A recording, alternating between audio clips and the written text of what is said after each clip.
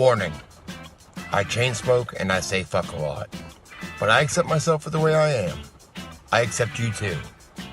Viewer discretion advised. Whistleblower from the NIH, Dr. Jonathan Fishbein, last year called in to John Solomon's podcast to talk about the NIH and Fauci. This whole podcast is about 45 minutes. I took out the relevant parts, but I still think I'm going to have to split it into two different videos. So this part will be about nevirapine, an antiviral that they tested in Uganda and the US. Dr. Jonathan Fishbein is joining us. He was a whistleblower. He was terminated by Fauci's team and then restored to his job because it was concluded that he had indeed found wrongdoing and that the culture inside Fauci's organization resisted it and then retaliated when they didn't like what Dr. Fishbein found on ethics and compliance. And so we're very grateful to have you here, Jonathan. Welcome aboard. Thank you very much. It's a pleasure to be here. You were one of the first ones ever brought into the AIDS division, which is a subdivision of Fauci's larger infectious disease institute. At the time you entered NIAID, there was a trial going on in Africa, I think testing the drug nevirapine. They had conducted or sponsored a study that was primarily in Uganda, in which they gave nevirapine to mothers to prevent maternal to child transmission. Now, what happened was when an auditor went to see what was going on at the site, and that typically happens, he was basically horrified because he saw sloppy record keeping and incidents of side effects that were not reported to Division of AIDS and to the FDA, all sorts of things like that. And so what the division did, rightfully so, was conduct a review. And they had a team of their experts in the Division of AIDS go through every aspect of the study and try to understand what happened and is this actually salvageable? Are some of these issues minor?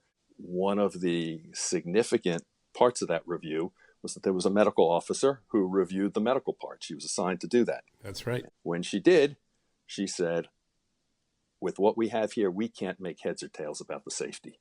Wow. All right.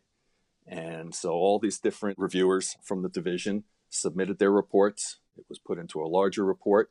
And when the report was released, the medical officer's concerns had been totally removed. Wow. So somebody did some crafty editing, right? Yeah. So we know that the division director changed the medical officer's assessment, which is extremely unethical. It's something really political that went on. Yeah. I brought that to the attention of the people, the investigators who looked into my case. What eventually happened was that, and this is pretty unprecedented, the Institute of Medicine was asked to do independent a review. The Institute of Medicine appoints a whole bunch of reviewers to look over the data.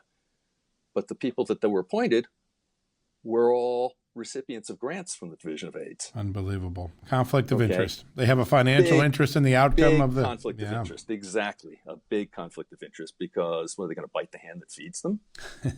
They just came to the same conclusions. I mean, right. They tailored the results so it wouldn't look at the most serious problems. Exactly. Yeah. You're raising these to the top of the division. Tell me what Dr. Fauci did to address your concerns. Dr. Fauci ran away.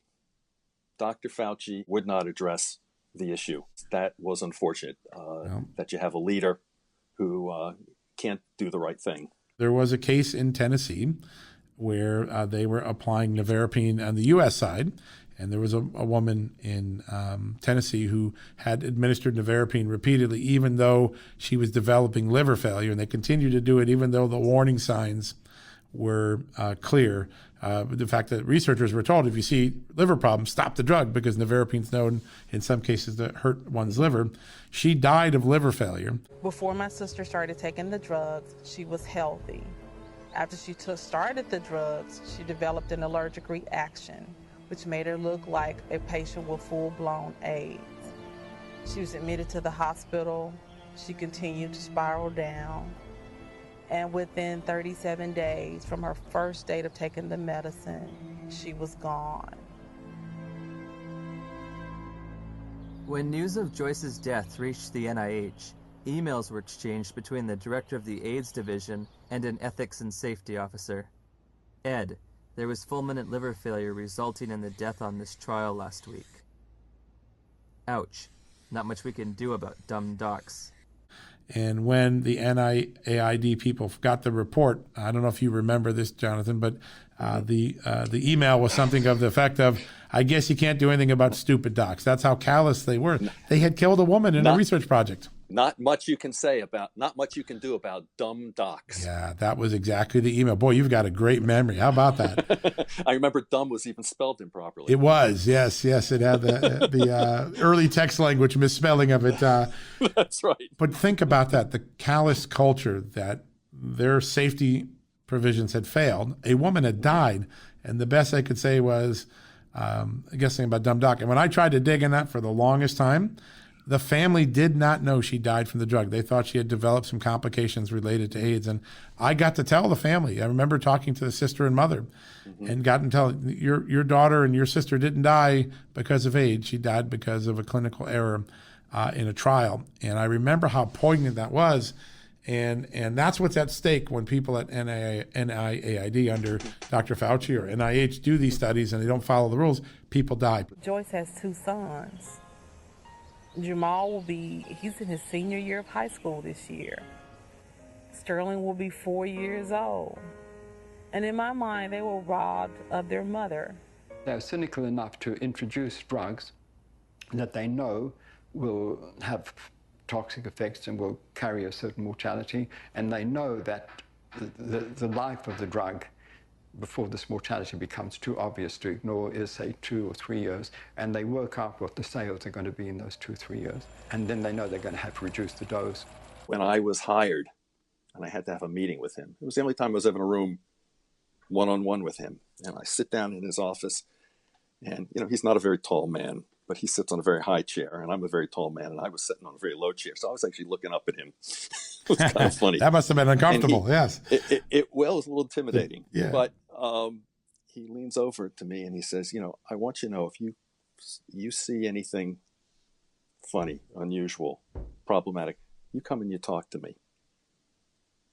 And he didn't live up to that word. It's so funny because I remember it's really like branded into my brain, that moment where he was looking down on me, and said that. He kind of leaned forward, and if you see anything wrong, you just come and you talk to me. Fucking stoned. I got motherfucking space.